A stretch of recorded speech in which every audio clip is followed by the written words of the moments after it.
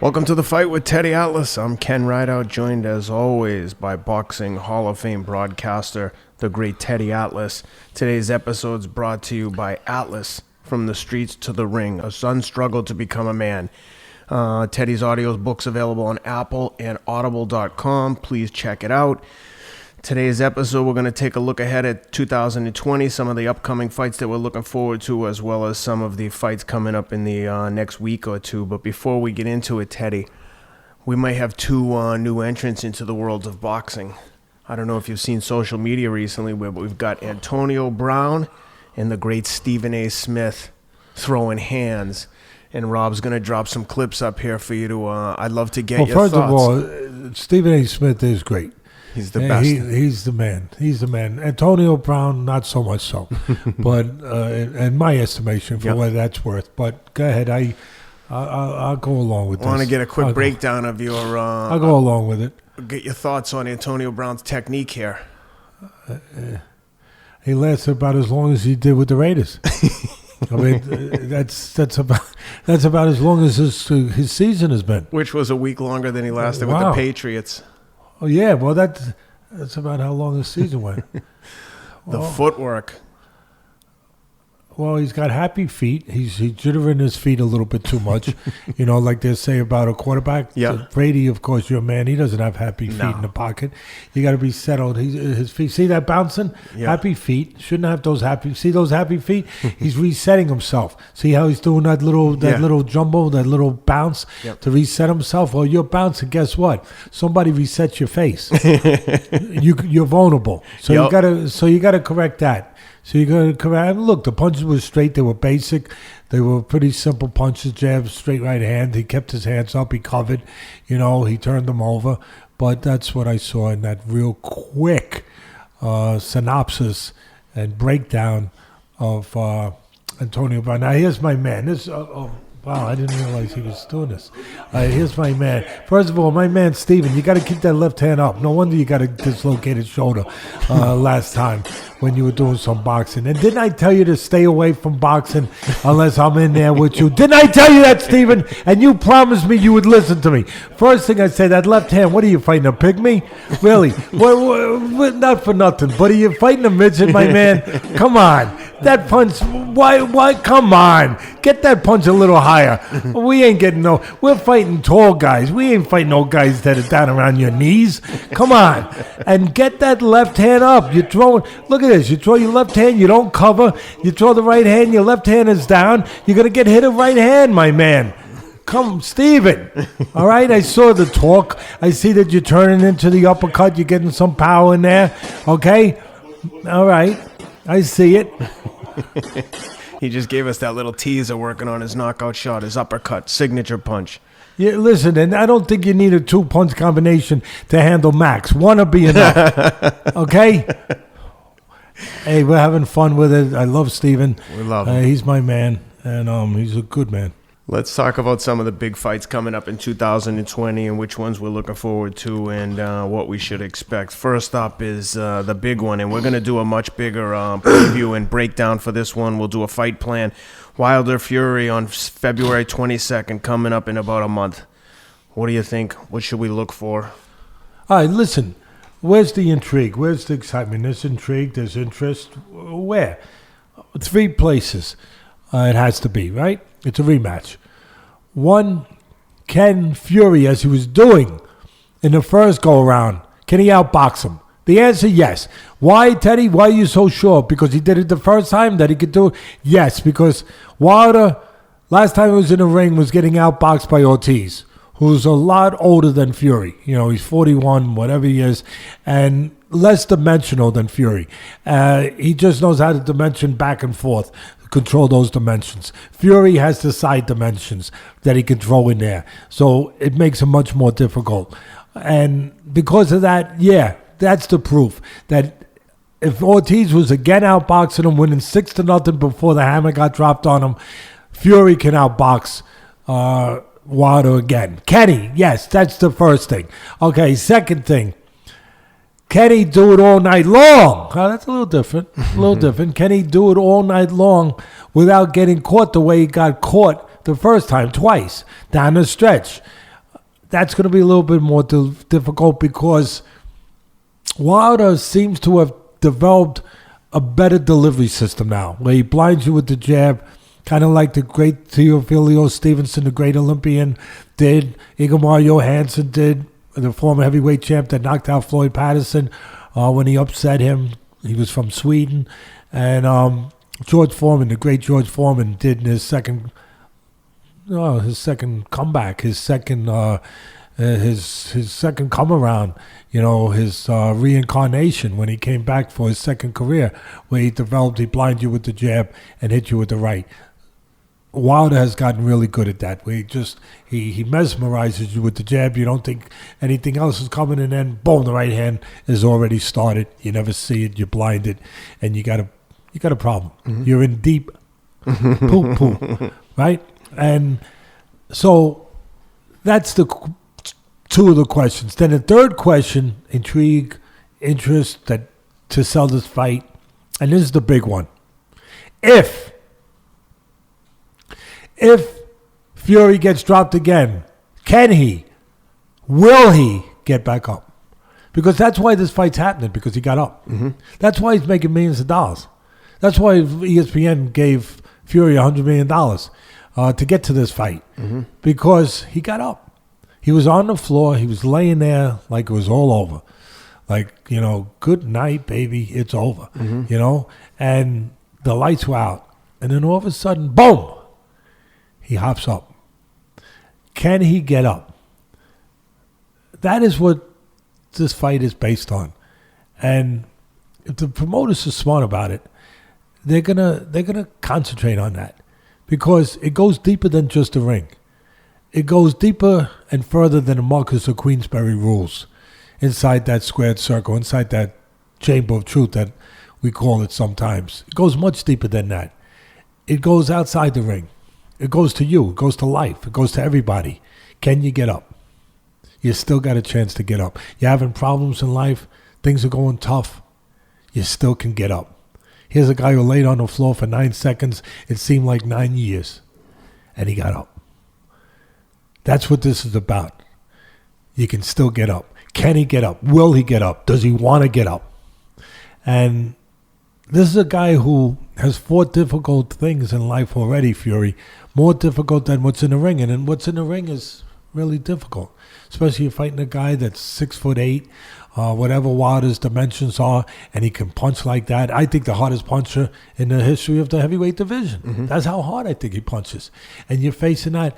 But here's a guy in Fury that has faced things outside the ring, has faced life. The hooks that life could throw at you. Sometimes the low blows. And there ain't a referee there to say, no more of those. There ain't nobody there, just you. Just you to deal with it, to figure it out. I mean, this is a man in Fury who, he's got that backstory to get you interested, to pull you in. He was thinking about something that no human being, no man or woman should think about on this planet. About giving up the precious gift of life. About killing himself, not living anymore. He was in a deep depression with alcohol, with drugs, with personal issues, obviously. And he came back from that. In some ways, it's connected to him laying on the floor. It's like he was laying on the floor right there when he was laying on the floor in that fight, in that first fight, where he was thinking about, do I want to still live? Just like when he was very honest with his emotions and with what he went through, and saying that he did think about suicide. He did think about ending it. He did think about giving up. It's like he was laying there thinking about it, like his life was passing right in front of him, like, will I get up? Is it still worth it? Do I still want to live? And when I live, when I say live, and I use that word, it doesn't mean like live at that moment, life and death, that his heart's going to stop, but it means live. Mm. Do I want to embrace everything? Do I want to face what I got to fight? Live. Because some people are not living. Some people are just surviving. That's just right. Getting through. Just making it. Mm-hmm. They're not living. And it was like, to me, if I was to promote it, that's what it would be. Do you want to live? You want another shot at it? It's not too late. it's not too late. Everybody can rise up. And for me, it's that story. And they have the ability to really promote this fight, because they got the Super Bowl coming up, where they're going to be able to promote it to Super Bowl. They're going to take commercials out, where that's probably the most watched event on the planet. Yep. So they're really going to be able to, really drive the people towards this fight. It's interesting. It's interesting for all those things I just pointed out. Again, you got a one-trick pony. You do. If you're going to get down to brass knuckles, bare facts, you got Wilder. He's a one-trick pony. You don't need Teddy Atlas to tell you. It's all about this. It's about the jab. It's about his length and all that. But it's about this. And can he land this? And the other guy is more dimensional. He's probably, you got one guy who's the hardest puncher in boxing, Wilder. You got the other guy who, in Fury, is the best heavyweight technically. He's probably the most diverse heavyweight technically out there. Usyk hasn't really made the front page news yet, because he's just coming into the heavyweight division from the cruiserweight, which he dominated. He's an Olympic gold medalist. He's a good boxer too, but he hasn't earned his bones yet to really, that we can be saying that with the bigger men, with the bigger guys. But right now, Fury's the guy as far as being technically the best. So you got technique against power. It's something to watch for. It's something to. Obviously, ESPN is bargaining on it. They put all that money up. Yep. Obviously, Wilder's people, of course. It's going to be a co-promotion. It's going to be a co-promotion with Fox being involved with PBC and ESPN. I think that it's going to be. I believe the fight is going to be produced by ESPN, and then there'll be promotional parts of it that Fox is handling and that ESPN will also show. But I think it's being produced by ESPN. Then they're going to figure out, I guess, who the commentators are going to be. They're going to share, I'm sure. But it's a shared promotion. It'll be interesting. You mentioned Usyk. I saw just this morning a comment on social media by Tyson Fury. They asked him about Usyk, and he said something to the effect of, I'm not going to get the exact words, but basically, I'm not interested in Usyk. No one knows him. He doesn't speak English. He's a small cruiserweight. And the person doing the interview said, what if he beats Joshua? He says, I'm still not interested in him. No one knows him. He doesn't speak English. And he was like on those talking points, reminded me of a politician. And I was just thinking, if he beats Joshua and you beat Wilder, that's the fight to make. I think it's more than a politician, Ken. You recognize those things. You point those things out, and rightfully so. But in my world, in this business, all my life, 40 years, he's being a promoter. He's just selling. He's selling himself. He's selling himself as that guy. Yeah. Like why you talk about these little particles of dust that when you're in the realm of greatness. You know what I mean? He's selling it, kind of like Tyson used to know how to sell himself, but also intimidate people. Fury don't do it with that edge, that mean side to him. Fury does it as, the Apollo Creed. He came in with that, the American, the flag uniform. Fury does it as the court gesture. Yeah. He's the Harlem Globetrotters. You know what I mean? He's entertaining, and hopefully he hasn't lost the edge of the one thing that you have to remember you are in the essence of this whole thing. Yeah, you're making money. Yeah, you're an entertainer. Yeah, you're getting paid because of that. But it's all because you're a fighter. You better not have lost that edge by fooling around with the Harlem Globetrotters, and being Curly, who dribbled the ball all over the place, and Meadowlark Lemon, throwing a hook, but also throwing a fake bucket of water on you, but it was really confetti. You better, when it comes down to being in there with this guy who can punch like that, you better get back to that part. Yeah, that part, and being a guy that can avoid that right hand and can counter real fast and can use his legs to keep this guy off balance. But again, getting back to those quotes, Tyson used to do that.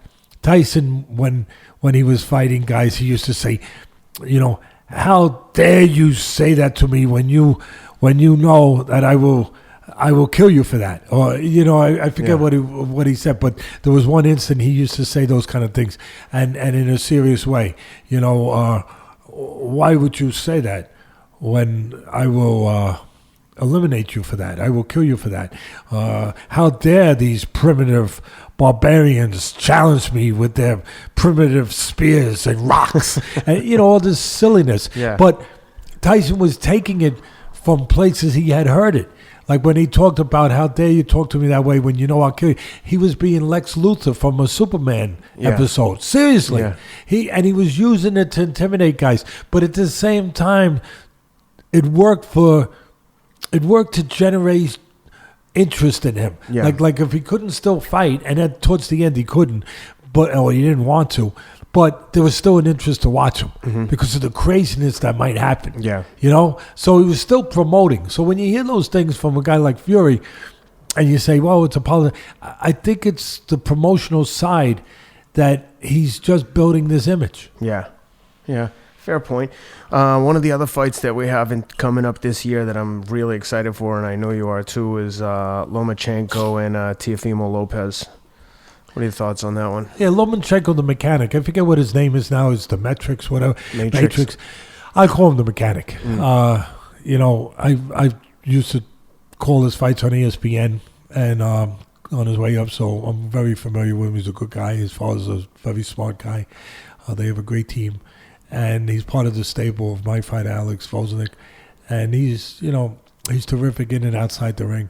But he's a mechanic. I used to say that sometimes instead of drinking water in the corner or drinking Gatorade, I think he's taking a sip of motor oil, or STP, whatever, to help the engine. He's a mechanic. He's a machine. He's technically so good. He is the Matrix with the angles, and Neo, giving you from the Matrix, giving you all those angles.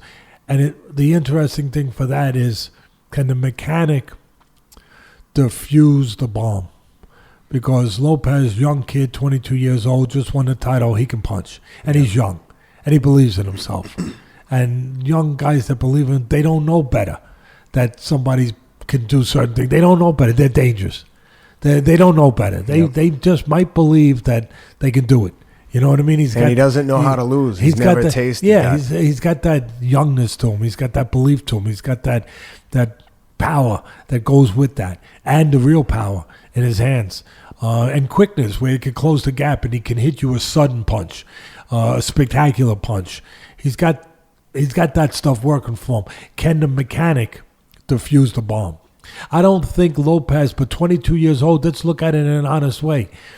Would you be, if you were his father, because he's managed by his father, or he's maneuvered by his father, trained by his father, he's done a good job, obviously, would you be putting him in with arguably the best fighter in the world right now? Technically, I don't think you could argue he's the best fighter, but arguably mentally, and Crawford is right there too, don't get me wrong, but arguably the best fighter in the world, pound for pound, a guy who won 2 Olympics, a guy who had 400 amateur fights and he lost one.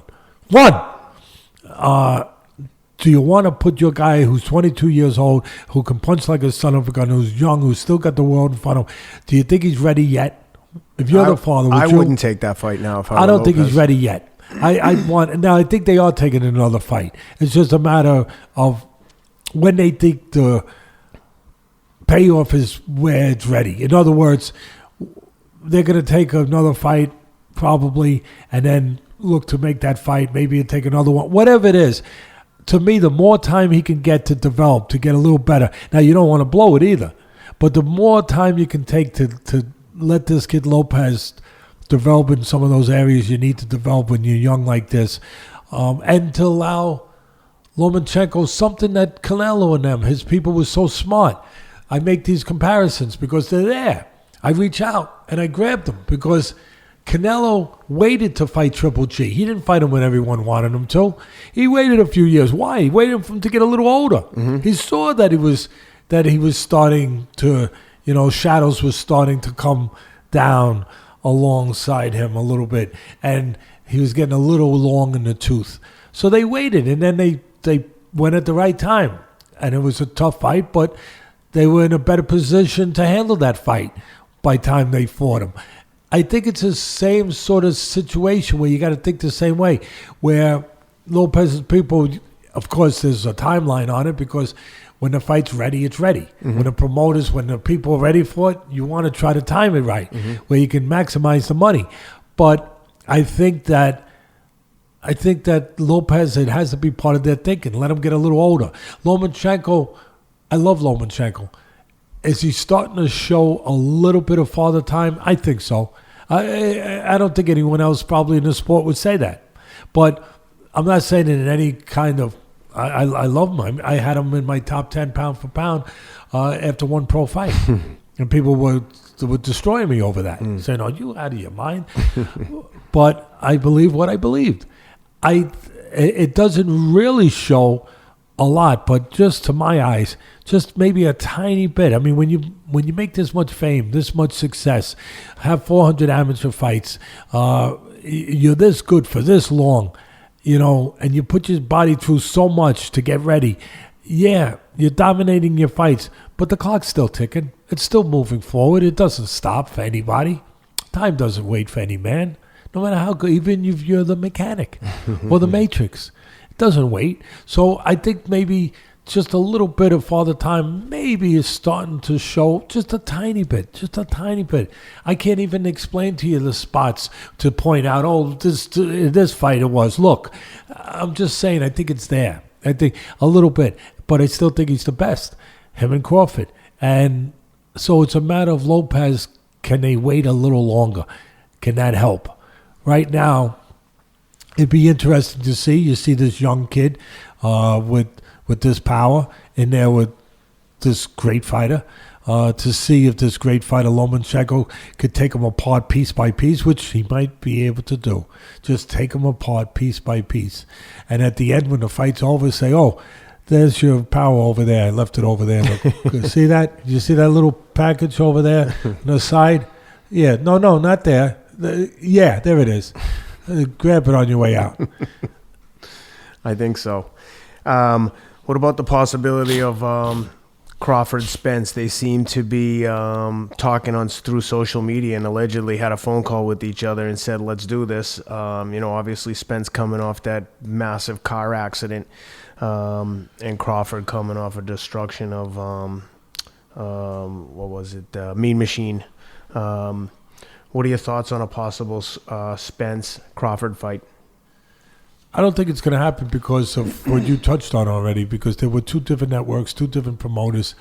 And PBC, Heyman, if you're a Heyman fighter, as you're a fighter, you should get a bunch of Christmas cards and send them out to Heyman and send them on Easter too. Not just Christmas. Matter of fact, send them every other weekend. Don't even wait for holidays. Send them on Thanksgiving. Send them all the time, because Heyman has made a lot of fighters rich. He really has. And he's doing a round robin, if you really look at it. He's doing a sort of a round robin where he's got all his fighters in PBC, and they just go around and fight each other, and he keeps it in-house, which all these promoters do. Yeah. That's what they do. That's the thing right now. The only time they step outside of the fight's big enough where they have to or they want to. Maybe they have to. A guy like Aram, he's got a great deal with ESPN, but he didn't quite have the inventory maybe ESPN thought he had when he first started it.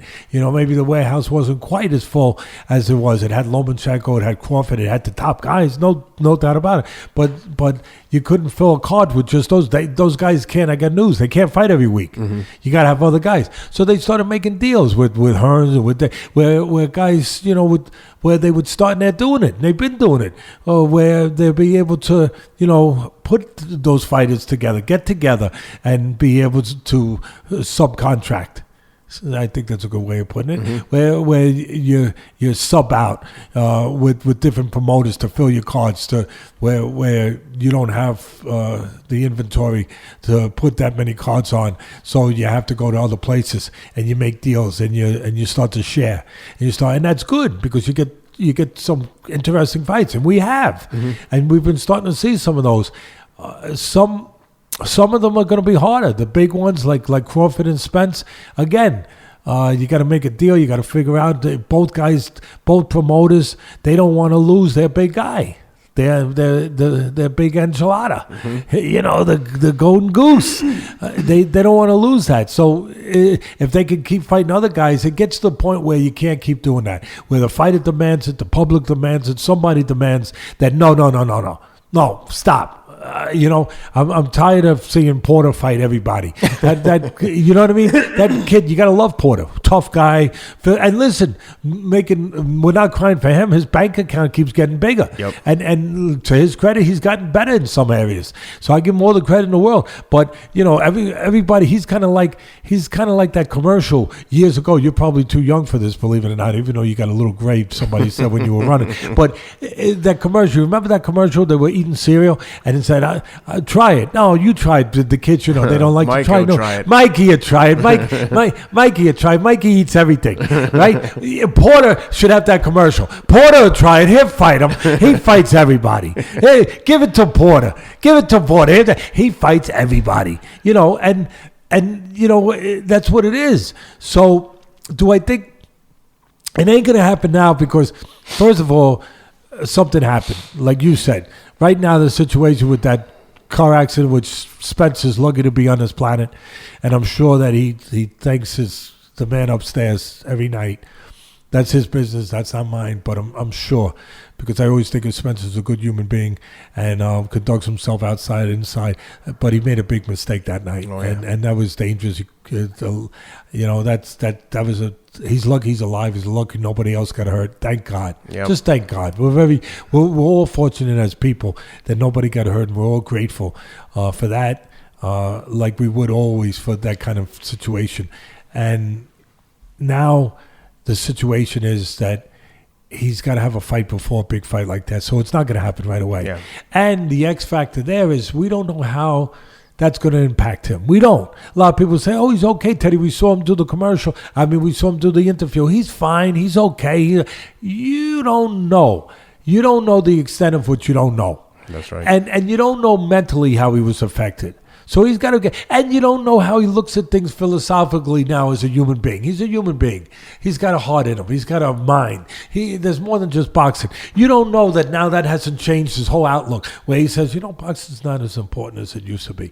Life is more important. Really, yeah. You hit these moments. Those things can happen to you. Where that comes to you, you say, there's more important things. Boxing's important. Don't get me wrong. Look what it's done for me. It's given me this house. It's given me the ability to take care of my family. It's given me this fame. It's given me all these things. Thank God for it. And I've worked hard to have it. But it's not the most important thing. My life passed in front of me. I almost died. Mm-hmm. There's more important things in life. So he could start thinking that way. And when you start thinking that way, is that going to affect how you approach? Would you approach in a ring the way you used to? Yes. Will it? I don't know. But it can. It can.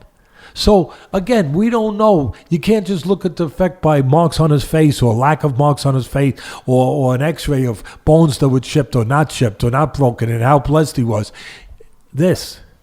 How is this affected? Yeah. How will that affect him moving forward? So I know that's a different perspective probably but that's one that has to be counted or thought of. So would I love to see that fight at the right time where both are 100%? I'd love to see it. Because for me, you see the southpaw Spence, the physicality, the toughness, the relentlessness, the determination. You see all of that, the body punching, power, all of that, and in a good package where he was an Olympian. He knows what he's doing. He knows how to fight. He likes to, try to get to you. Versus the length, the height, of Crawford, the genius of Crawford. What do I mean by genius? Where it's not just about physical attributes. It's about he's the most instinctual fighter I've ever seen. I don't think I've ever seen a more instinctual. I've seen a lot. His instincts are unbelievable. Where he can change something in the midst of doing it.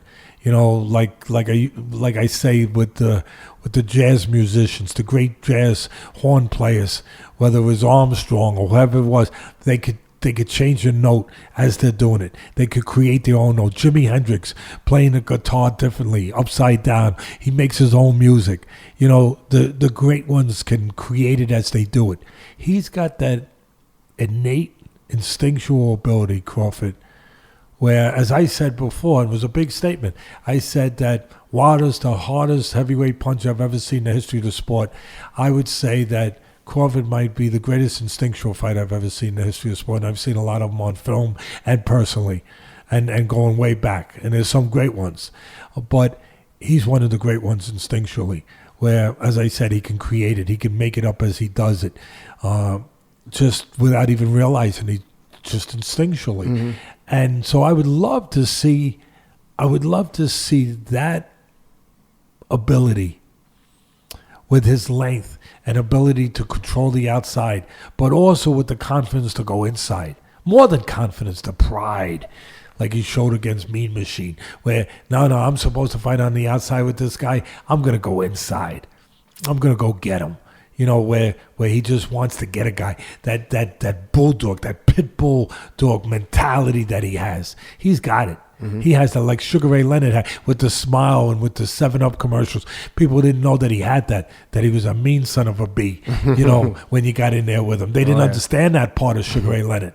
They just saw the flash, the great smile, the charisma, all that stuff. No. He had that pit bulldog, and so does Crawford. So would I love to see those two guys clash with those different sets of abilities and see who comes out on top? Yeah. Yeah, that would be a good one. It would be interesting to see what happens with Spence with the post-car crash. More immediately, though, next week on this coming Saturday on January 30th, we've got Demetrius Andrade versus Luke Keeler for the WBO middleweight title in Miami. What do you think? There looks to be a mismatch on paper. Be curious to see if Andrade can get a stoppage. He tends to be a little bit more technical of a fighter, not a huge knockout artist. So be curious to see how he does against what looks to be a lopsided fight.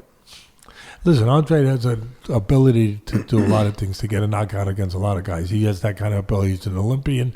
He's got great size, great length, like I was talking about Crawford, great physical attributes, physical ability, good speed, good power. He's not lacking power. Good technique. He really has all of those things, but he's not exciting. He's kind of like Klitschko. He uses your personality, gets in the way. Not in the way, but it drives you. You can have a Ferrari that's meant to go fast, baby, but then it depends on who's the driver. Yep. The temperament of that driver, the judgment of that driver. If you're putting Miss Daisy behind remember that movie, mm-hmm. Driving Miss Daisy? If you put Miss Daisy behind that wheel, it's going to go slow, even though it's a Ferrari. Mm-hmm. So Andre's disposition, his makeup, is it's to be careful. It's to be careful. It's to be thoughtful. Nothing wrong with that. It's got him a world championship. It's got him undefeated. Nothing wrong with that. But it doesn't mean that it equates into excitement. It's kind of like Klitschko. I'll make that where Klitschko was dominant for 10 years, where he was efficient, he was effective, but he wasn't exciting. I'd rather watch a house dry. You know what I mean? Yeah. Really, I'd sit outside there, get a nice lawn chair, get some lemonade, whatever, or cold beer, and just watch the house dry. And to a certain extent, Andrade, has a little, and it's not. I'm not knocking him. Again, my job here is to point out things that maybe someone else wouldn't point out. Yeah. And to make you guys as aware as you can with things that are out there to be aware of. But he's a guy who knows when push comes to shove what's inside him. He hasn't really been put in that kind of fight yet. Mm-hmm. But it's hard to get him that kind of fight because part of this is it is an entertainment business, and it is about putting guys out there that are good, like he is, and he's good.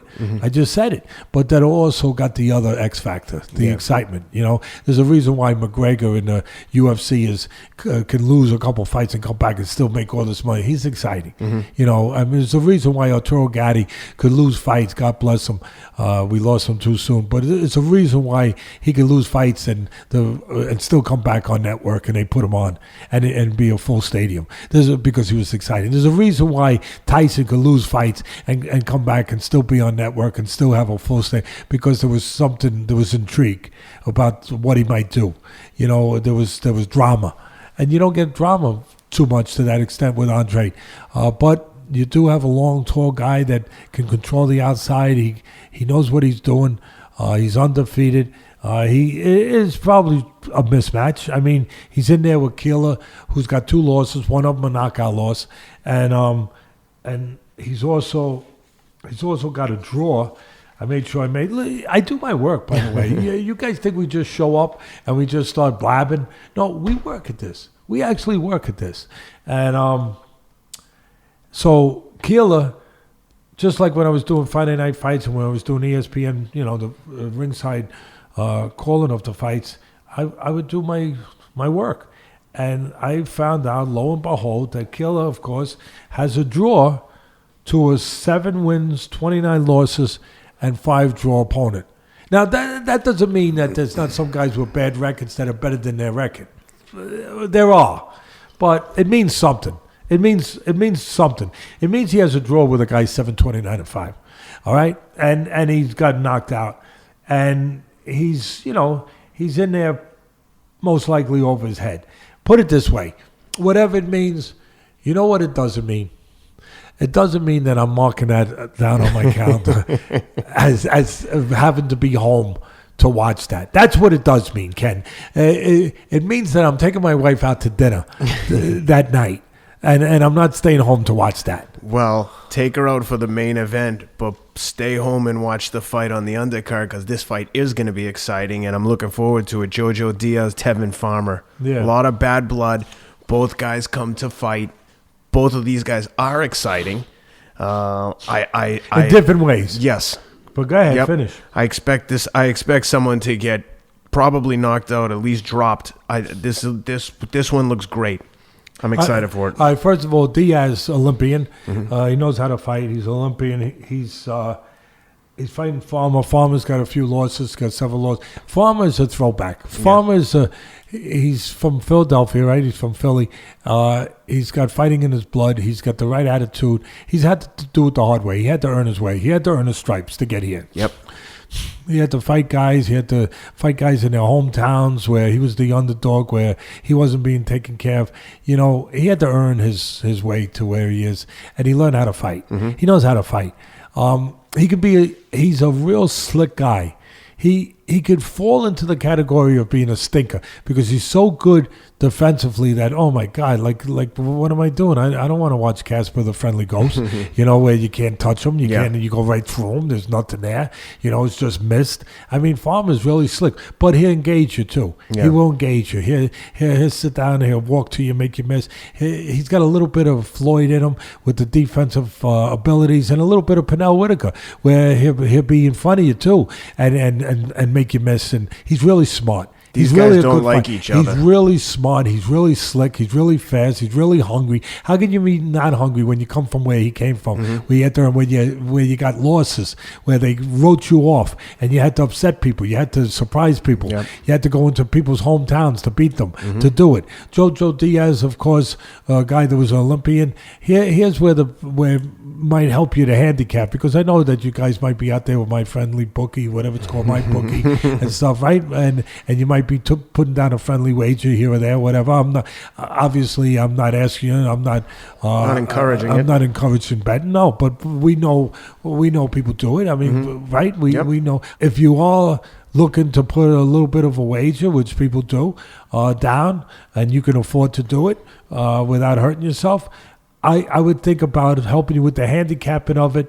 That remember that Jojo Diaz.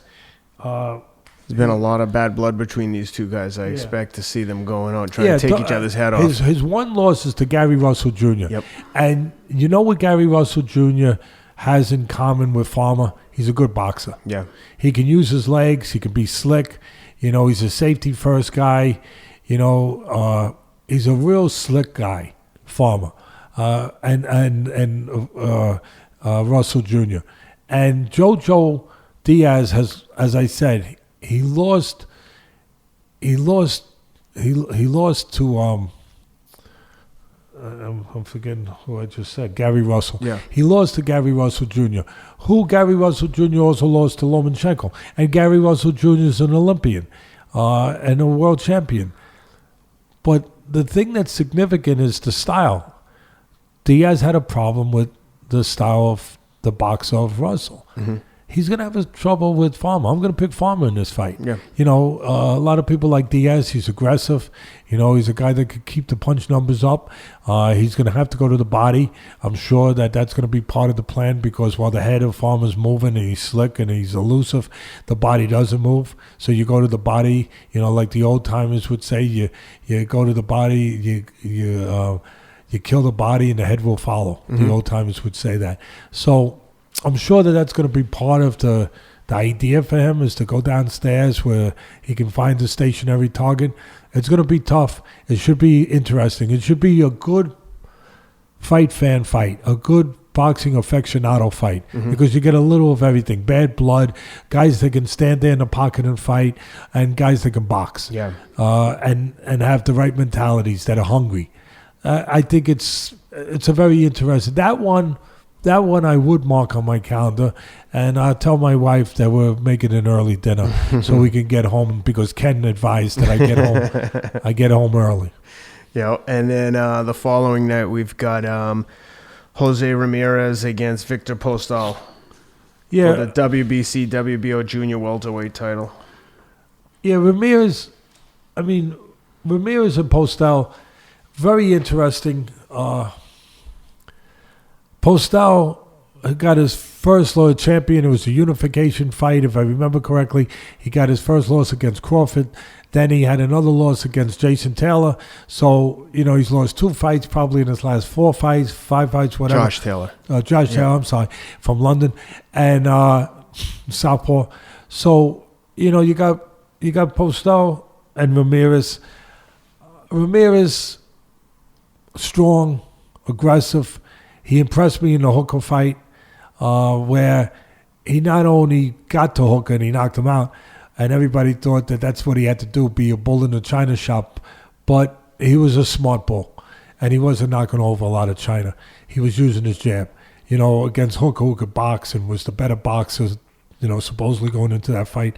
Ramirez showed another dimension. He got extension on his punches, which I hadn't really seen him do. I saw him have to always get in close to do anything. He used the jab, as I just said. He stabilized Hooker on the outside. He's going to need that jab. He's going to need that jab. He's going to need that jab against Postol. Postol has a difficult style. Mm-hmm. But a little bit like I took a shot at Andre. And I wasn't taking a shot at Andre. I was just pointing out the truth. Yeah. That he's really efficient, but not always exciting. His style. Postol's style, not really exciting. Again, a guy that is long, he's tall, he'll go in and out a little bit on you. He's always thinking, he's thoughtful, he's careful. Difficult style, Postol, not an easy style. In some ways, a style that could take advantage of Ramirez just walking in. So Ramirez has to be what he showed me in the Hooker fight, not a guy just walking in, a guy who feints a little bit, a guy who uses his jab, a guy who's smarter than that, who's more dimensional than that, because Postol otherwise will look to pick him off coming in. Mm-hmm. Interesting fight. I like Ramirez, but interesting fight because of the style matchup in that fight. Yeah, I agree with you. I think Ramirez, and I'd love to see him fight Josh Taylor if he can get through Postol. Boy, that would be a big fan fight too. I mean, either in Southern California, where Ramirez is from, with the backdrop of all that, where he helps the farmers with the water and he's behind them and he's doing a good thing, all the people would come out, or in London, where they fill the stadiums. Yeah, they definitely come out to support their fighters in London. Well, listen, we've got a lot to look forward to this coming year. We'll hope to bring you guys some really good content. Thanks for being with us. Thanks for all the support through 2019. We're looking forward to an exciting 2020. Please check out Teddy's audio book. Here it is. If you've read the book, there's some bonus content on the audio version available on Apple and Audible.com. Guys, please, if you like it, if you like the show, leave some comments, leave a review on Apple iTunes, on the iPod page, and comments in YouTube. We try to respond when we can, and thanks for being with us. I hope you win your bets, only if you're betting carefully and smartly and not recklessly. You know, don't be taking money away from your rent money and nothing like that. You know, be a big spender like Ken. Make a $2 bet. And with that, we'll see you later.